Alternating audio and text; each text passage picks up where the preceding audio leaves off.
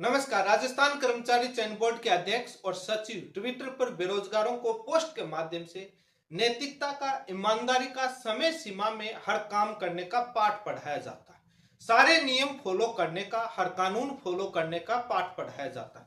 लेकिन आखिर बोर्ड में बैठे कर्मचारी सारे नियम और कानून का पालन कर रहे हैं, या सारे नियम, कानून और नैतिकता का पाठ बेरोजगारों के लिए है या बोर्ड में बैठे कर्मचारियों के लिए भी है? मुझे नहीं मालूम कि बोर्ड के कर्मचारी जो कर रहे हैं बोर्ड के अध्यक्ष और सचिव को मालूम है या नहीं। यदि मालूम नहीं है तो आज इस वीडियो के माध्यम से उनको मैं पूरा सबूत के साथ दिखाऊंगा। मुझे उम्मीद है कि बोर्ड के अध्यक्ष साहब मुझे इस बात का जवाब देंगे और इस मसले पर जांच बैठाएंगे कि आखिर क्या यह मामला आरटीआई से जुड़ा है। इन पर मैं 3 मुद्दों पर चर्चा करूंगा। 2 आरटीआई एक अलग प्रकार की जवाब को लेकर है और एक मैं ट्विटर पर पिछले 3 दिन से टैग करके अध्यक्ष और सचिव साहब को लिख रहा हूं, लेकिन अभी तक मेरे पास कोई जवाब नहीं है। जब मैं गया तो किस प्रकार से झूठा परोसा गया और मीठी गोली दी गई। क्या वो बोर्ड के कर्मचारी से सवाल पूछेंगे अध्यक्ष साहब कि आपने इनको क्या बोला और क्या हो रहा? यदि नहीं बोला तो मुझे बुला लीजिए, मैं एक बार उस कर्मचारी के सामने दोबारा बोल, क्योंकि वो कर्मचारी वही है जिसने सूचना आयोग में मेरे सामने पैरवी की थी, उसी से मेरी मुलाकात हुई।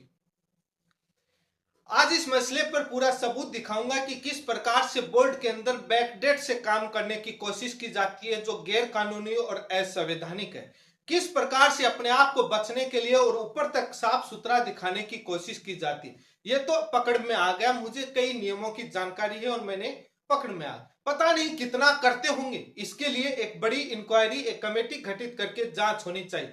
कंप्यूटर का जमाना है, आप कब जवाब देते हैं, कब मेल प्राप्त होता है, कब प्रोग्रामिंग, सारा सब कुछ जांच के अंदर आ जाएगा, बचकर नहीं निकल सकते। वो कागज का जमाना गया कि ऊपर पेन से लिख दिया कि हमने इतनी तारीख को दिया। आजकल सब कुछ होता है, लेकिन बोर्ड के अध्यक्ष साहब से निवेदन करूंगा कि इस मसले की जांच करें। वैसे पारदर्शिता की बात की जाती है और कहा जाता है हम हर मसले में सहयोग करेंगे, लेकिन क्या करेंगे? आरटीआई में जो जिस प्रकार से बोर्ड ने जो जवाब दिया, देखिए किस प्रकार से हर चीज का जवाब दिया। हालांकि हम फर्स्ट अपील में भी जाएंगे, मुझे मालूम है कि कोई कुछ नहीं होना जाना, आज तक फर्स्ट अपील में वही होता है जो नीचे वाले बोलते हैं, कोई सुनवाई नहीं होती। पीछे मैंने ट्वीट किया था फर्स्ट अपीलेट ऑफिसर बोर्ड के किस प्रकार से सुनवाई करते हैं, मैंने सवाल उठाया था। और मैं भी एक बार एक भर्ती जिस आरटीआई को लेकर जिक्र कर रहा हूं आयोग के फैसले, उसमें first appellate officer mister Punia साहब थे, उन्होंने क्या सुनवाई की और क्या हुआ। मेरी फर्स्ट अपील में, सेकंड अपील में ये दलीलें भी दी गई थी, रिटर्न में थी। तो ये मुझे मालूम है कि वही होना है जो नीचे वाले, लेकिन आयोग निष्पक्ष निर्णय देता है। हम फर्स्ट अपीलेट ऑफिसर के निर्णय को निष्पक्ष नहीं मानते। जो नीचे वाले अधिकारी कहते हैं सुनवाई करते ही नहीं है, बोलो क्या दिक्कत है, ये है वो दे दिया, आप जाइए आपको फैसला मिल जाएगा। बुलाते क्यों है सुनवाई के लिए? समझ से बाहर है, क्यों खर्चा लगाते हैं? लेकिन आयोग इंडिपेंडेंट डिसीजन लेता है, उसको मानते नहीं, उसके बाद हाईकोर्ट तक जाते हैं और ऊपर तक, क्योंकि इनकी जेब से पैसा नहीं लगता, एसी लगी हुई है, ठंडी हवा आ रही। बेरोजगारों का पैसा लगेगा, कोर्ट कचहरी का चक्कर वो काटे हैं। लेकिन उन अकाउंटेबिलिटी और मैंने जो आरटीआई के माध्यम से जो सूचना मांगी उन पर चर्चा करने से पहले मैंने 2 आरटीआई बोर्ड में लगाई 25 मार्च 2025 को।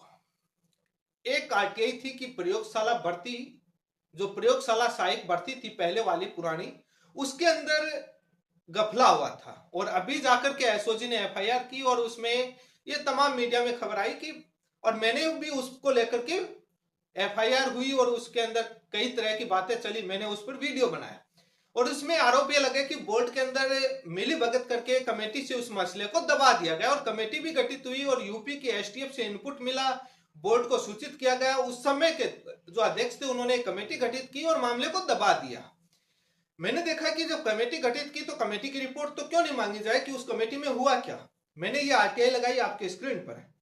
मैंने प्रयोगशाला सहायक भर्ती उस समय की जो थी उसका फर्जीवाड़े की अनियमितता को जांच को लेकर जो समिति गठन किया गया था, उस समिति की रिपोर्ट देने की कृपा करें, मैंने ये मांगी।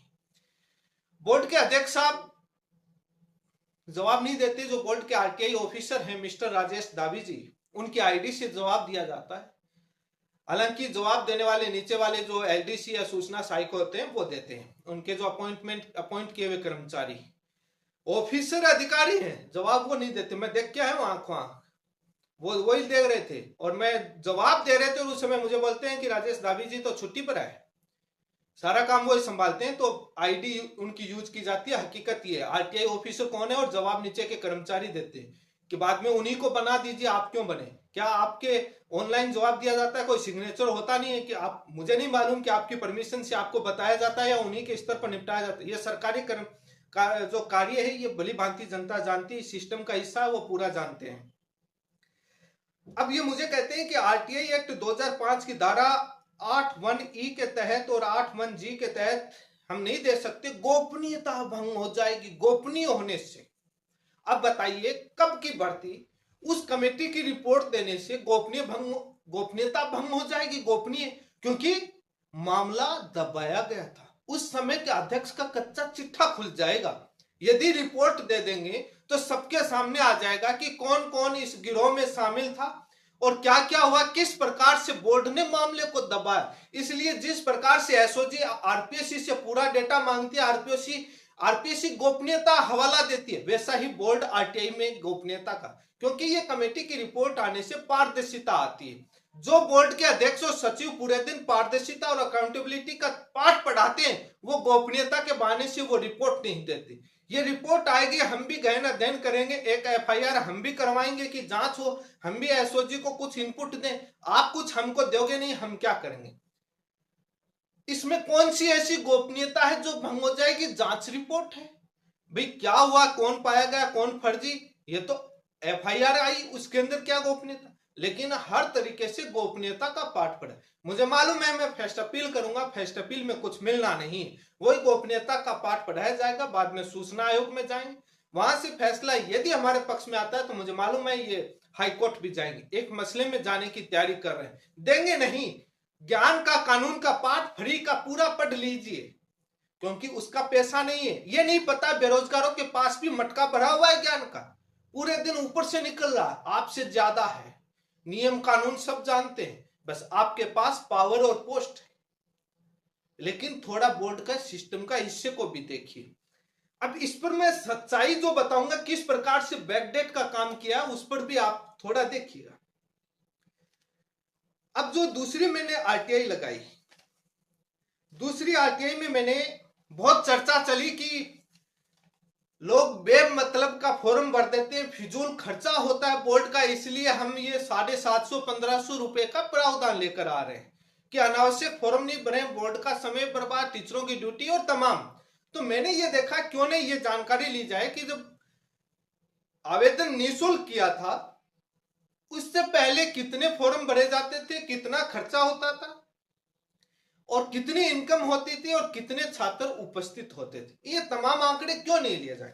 मैंने 4-5 सवाल पूछे बोर्ड से कि 2015 से 2024 तक बोर्ड कुल कितनी परीक्षाएं करवाई, और ये अभी हाल ही में एक परीक्षा हुई जिसमें आरपीएससी का ये सवाल पूछा गया परीक्षा में कि आरपीएससी ने अभी तक कितनी परीक्षाएं आयोजित करवा दी। तो मैंने देखा क्या पता आगे कर्मचारी चयन बोर्ड का याद है, पूछ ले। जवाब देते हैं कि आप वेबसाइट पर देख लीजिए, अवलोकन कर लीजिए, और वेबसाइट पर है कौन सी भर्ती आई है, कुल कितनी परीक्षाएं करवाई वो भी इनको मालूम नहीं है, वेबसाइट पर देख लीजिए।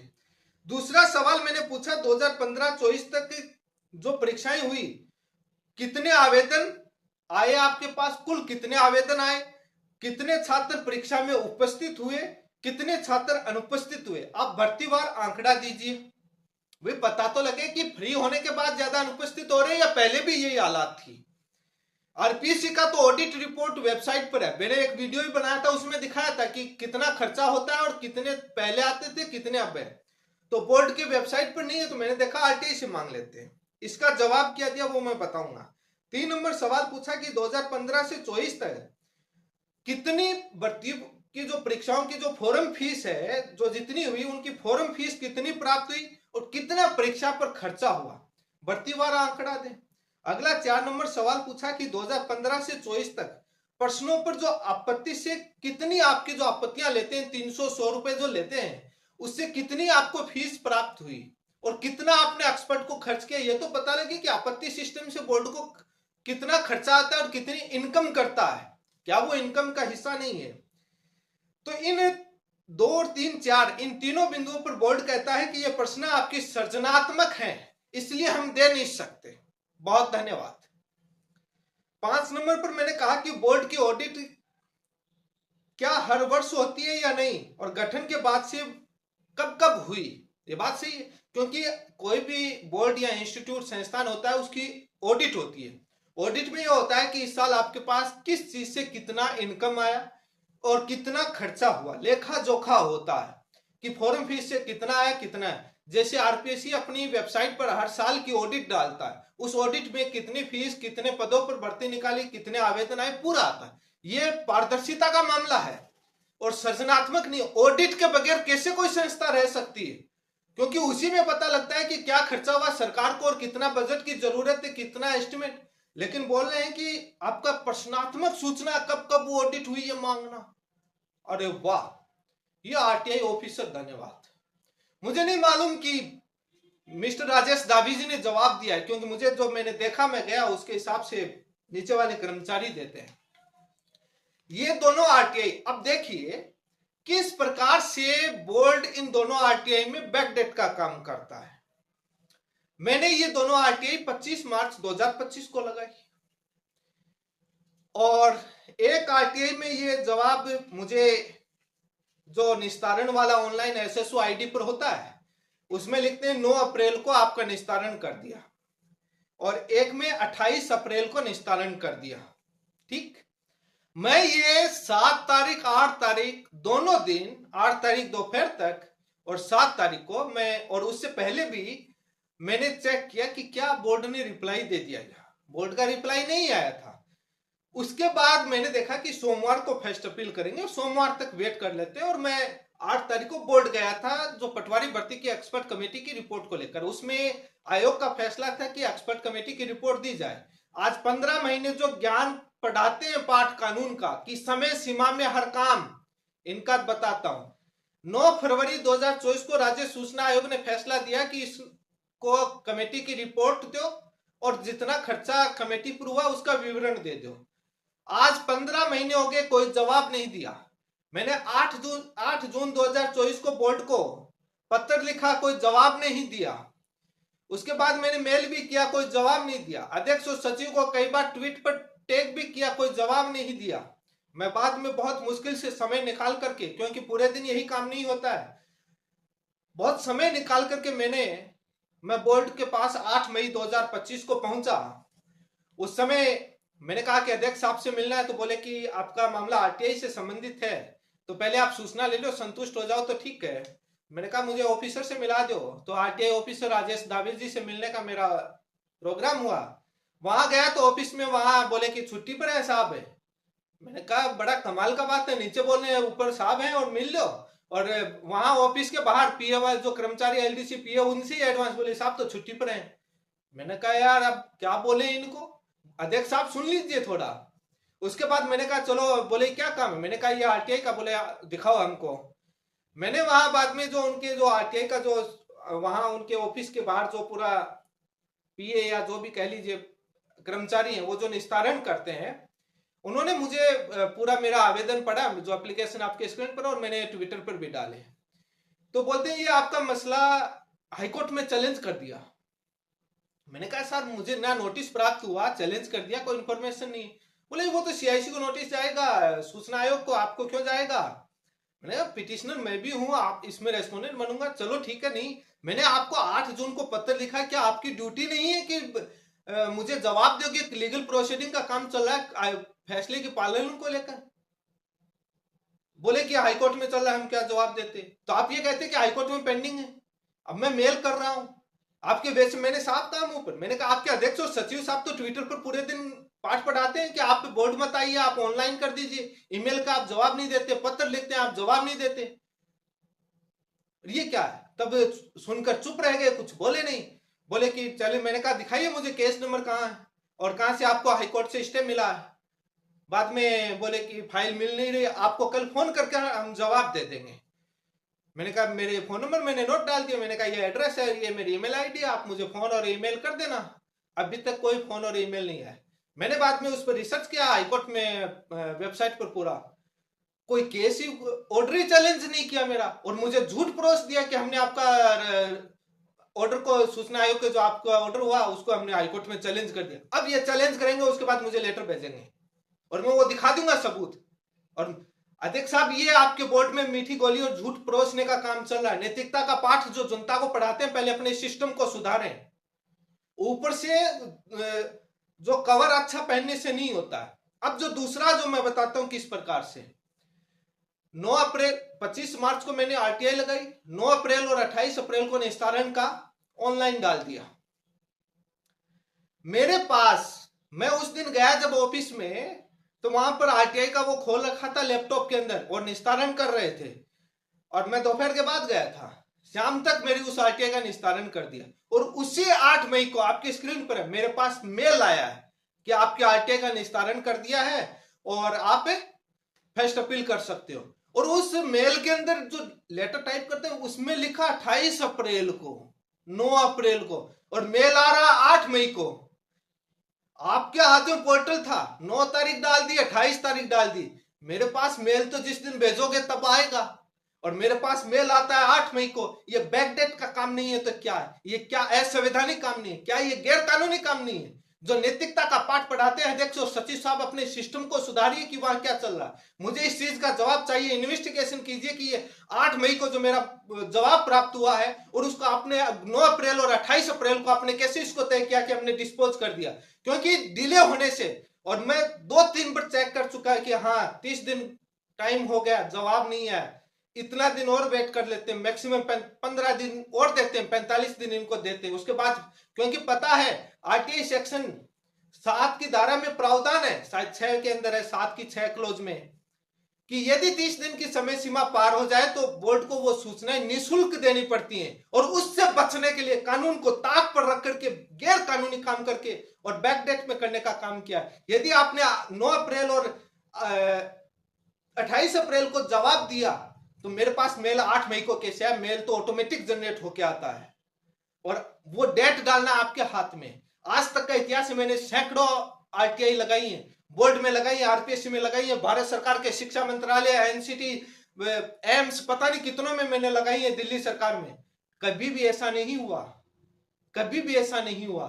यह काम बोर्ड करने का कोशिश करता है। माध्यमिक शिक्षा बोर्ड भी करने, वो लेटर पर डेट नहीं डालता, वो ऑफलाइन वाले लेटर पर डेट नहीं डाल, लेकिन उसमें भी वो वैसा नहीं करता। ईमेल ऑटोमेटिक जनरेट होता है रेस्पॉन्स का, जो एक तो आता है आरटीआई लगते ही जो मिलता है, जो छात्र देख रहे हैं उनको मालूम होगा।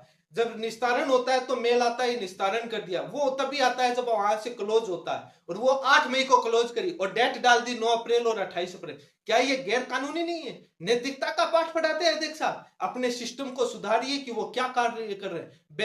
बैकडेट में काम, समय सीमा का पाठ पढ़ा रहे हैं। 30 दिन में आपसे आरटीआई का जवाब नहीं दिया जाता, पूरे दिन आप पूरा नैतिकता क्या, सैलरी जनता के टैक्स से पैसे से मिलती है अध्यक्ष साहब। जो काम जनता के लिए रूल बने वो काम बोर्ड के लिए भी बने। आप ठीक है, आपके पास पावर है, आप आयोग के फैसले को कोर्ट में चैलेंज कीजिए, हम इस पर नहीं, वहां पर भी हम पैरवी करें। लेकिन 15-15 महीने तक लेटर का जवाब नहीं देना, किसी भी प्रकार का जवाब नहीं देना और उस फैसले का पालन नहीं करना, यह भी एक गैर कानूनी, आप अपने पावर का मिसयूज कर रहे हैं कि हम तो सरकार में बैठे हुए हैं, हमारा कौन क्या बिगाड़ सकता है, ये आपका शो कर रहा है उससे। क्योंकि 15 महीने तक पालन नहीं करना, जवाब नहीं देना। मैं अंतिम 5 दिन का समय देके आया, उसके बाद कंटेम्प्ट की प्रोसीडिंग में आयोग में प्रोसीडिंग शुरुआत करूंगा। लेकिन तब तक मुझे पता है, अब मौका मिल गया, अब आप वहां जाओगे आपको, क्योंकि वो नोटिस मैंने कंटेम्प्ट का दे दिया लास्ट मॉर्निंग का। लेकिन बड़ी हैरानी की बात है, बैकडेट में करने का काम कर और पारदर्शिता का पाठ पढ़ाने वाले, हर चीज में गोपनीयता। क्योंकि पता है कि जो मैंने आरटीआई में मांगी जानकारी, कोई प्रश्नात्मक सूचना नहीं है, सृजनात्मक नहीं है, सारा ऑडिट के अंदर लिखा जाता है। क्या बोर्ड में ऑडिट नहीं होती? ऑडिट होती है। माध्यमिक शिक्षा बोर्ड में ऑडिट नहीं हुई पिछले सालों से। जब यही खर्चे का विवरण है, जब मैं माध्यमिक शिक्षा बोर्ड से रीट भर्ती के अंदर मांग रहा था, तब आयोग में बहस चल रही थी, तब बोर्ड ने कहा कि सर अब वो पता नहीं, तब आयोग ने ही बोर्ड से जो उपस्थित अधिकारी से सवाल किया कि क्या आपकी बोर्ड में ऑडिट नहीं होती, बिना ऑडिट के चलता है? कब हुई? Last year. तब मैंने कहा कि सर पता ही नहीं कितने साल हो गए ऑडिट, और बोर्ड के उस समय अधिकारी ने कहा कि सर पिछली साल की। मैंने कहा क्या पता, आज आरटीआई केस को चलते हुए 2 साल हो गई, 12 महीने से ज्यादा, आगे 4 साल बाद होगी, मैं 4 साल वेट करूंगा क्या?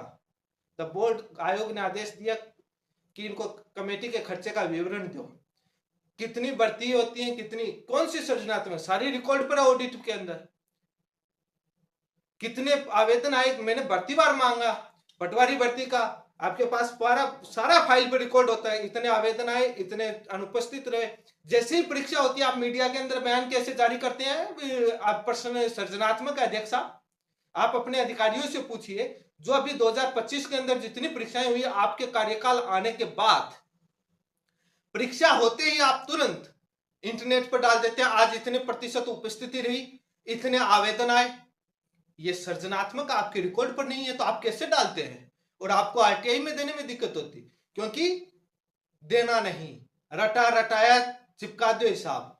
क्या टैक्स के पैसे से सैलरी लेते, जो कर्मचारी जवाब नहीं देना चाहते उनका छुट्टी दीजिए। हमारा कानून का प्रावधान है, ठीक है, हम फर्स्ट अपील करेंगे, सेकंड अपील करें, लेकिन ये इस प्रकार से प्रताड़ित करना, बैकडेट में काम करना बंद करवाइए अध्यक्ष साहब।